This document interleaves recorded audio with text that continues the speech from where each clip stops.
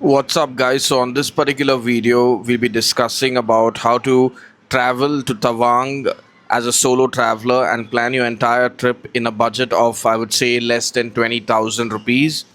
So now, starting off, remember that Tawang is a state far in the northeastern part of India.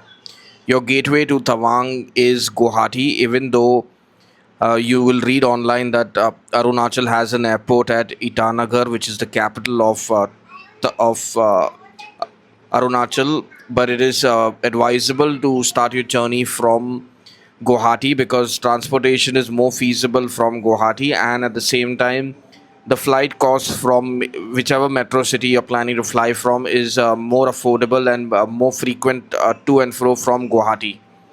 So now, once you booked your flight tickets to Guwahati, if you're coming from Delhi, it will cost you anywhere between 8 to 10,000. From Mumbai, it will be around, I would say, 12 to 16,000.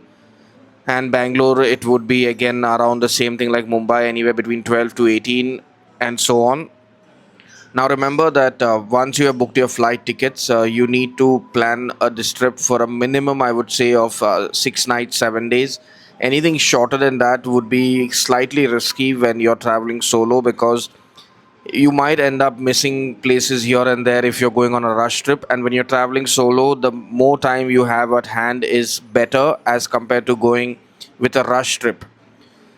Now, this particular trip for 7 days will require you to hustle it out, rough it out, because traveling solo in a budget of 20,000 to Tawang is definitely possible in 2026. But at the same time, you need to remember that the kind of budget that you have is only possible when you're planning and you're going to use a mix of public transportation and at the same time stay in accommodation which is budget friendly. So now, keeping this in mind, the best way to reach from Guwahati to Arunachal is by taking the overnight bus, sleeper, semi-sleeper bus from ISBT. So now there are three operators. One is the government bus, which is run in collaboration between Arunachal and Assam. The other two options are private buses, which is Network and Zenab. I would personally recommend Network travel because they have a very good connectivity. And this bus will take you two options. One is you take the bus directly from Guwahati, which leaves at 11 a.m. and you reach the next morning at 5 to Tawang. That's option one. That's a direct bus. It will cost you around 1,200 rupees.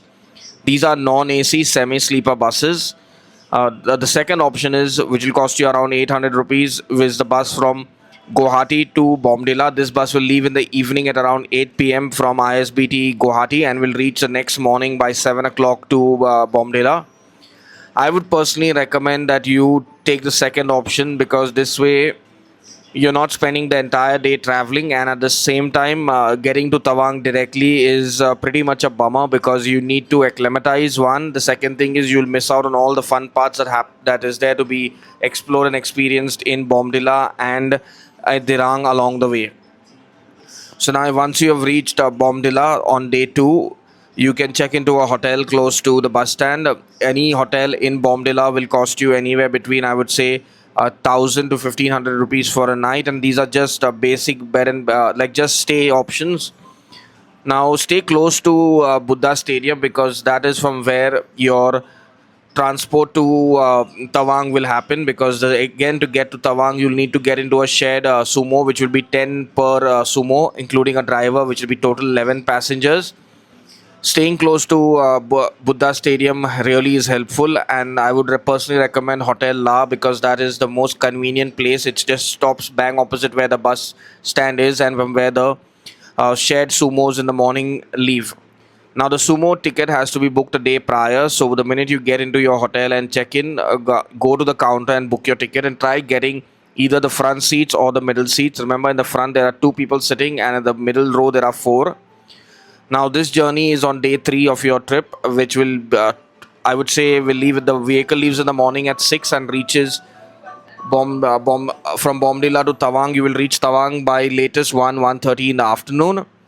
Now, on day two at Bomdila, you have two options. One is you explore the town on foot, or you can hire a taxi and go to nearby places. Exploring the town on foot is the most ideal thing to do.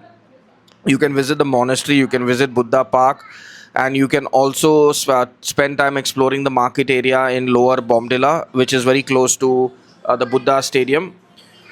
Now, once you're done with this, you get that on day three, you get into your vehicle and you reach Tawang. Once you reach Tawang, you check into a hotel at Old Tawang, because Old Tawang is the place to be. That is where the market is, and that is where everything is convenient from there. Whether you want to go to the monastery, you want to go to Buddha Park again in Tawang, or you want to go to the War Memorial, everything is within walking distance. If you want to hire a taxi from Old Tawang for local sightseeing, they'll charge you anywhere between 1500 to 2000 rupees for a half day or a full day sightseeing, depending on the points that you want to visit. Now that's your day three. Day four, you plan your outing to Bumla Pass, Sangastar Lake, and Pitaso Lake. Now this is where you'll have to book a private vehicle, and this private vehicle will cost you anywhere between, I would say, 5.5 to 6,000 rupees, depending on the day, on the weather conditions, and this can only be done via your hotel or homestay owner. Finding a homestay in Tawang is not difficult, but make sure in Old Tawang you find a good homestay or a hotel. The pricing will be anywhere between, I would say, 1500 to 2000 for a night for just a stay.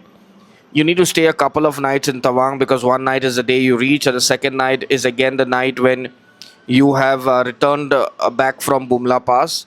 Tawang has excellent network, so you do not need to worry. Airtel and Jio have fabulous network. I would personally say Airtel has better network than Jio in Tawang region.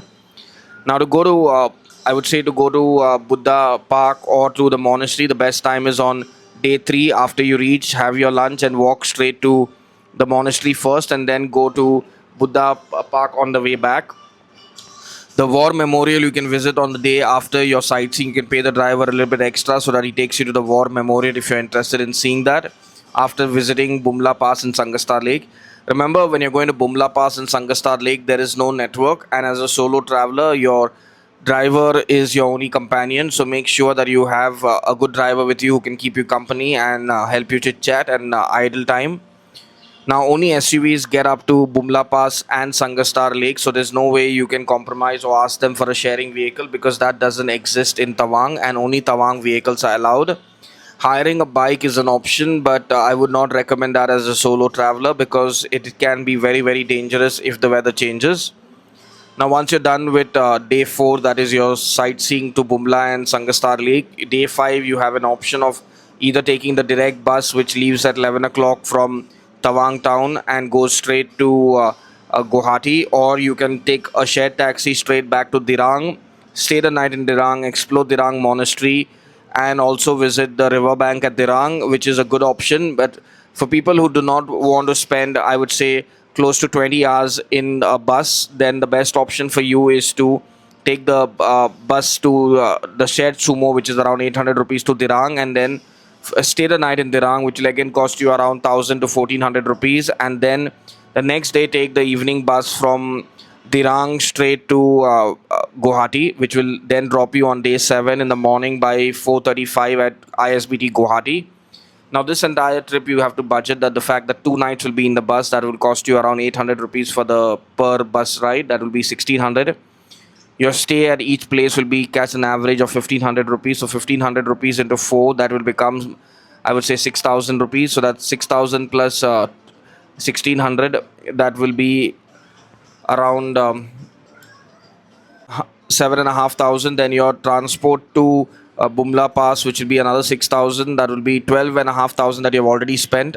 And the remaining amount of money is on your food and basically your inner line permit, which will cost you 500 rupees. So this is the bare minimum that you will end up spending. And I forgot to add the 2 shared sumos, which will be 800. So that's 12.5 plus 1600 will make it 14,000 rupees. Now with this, you add a fact that you might end up spending anywhere between, I would say, 3 to 4,000 rupees on food. So that's 14 plus another 4,000 on food. That will be 18,000, and then 2,000 rupees is for miscellaneous expenses, that is your shopping or any kind of provisions that you need along the way, like your water or your medicines that you need. So now this is the way a solo traveler can travel to I would say Tawang in a budget of under 20,000. But now, if you need help and you want to book a trip, which is a community trip, we do have trips happening to Tawang. You can click on the link in the description and you'll get all the details related to our trip. Till our next video, stay safe.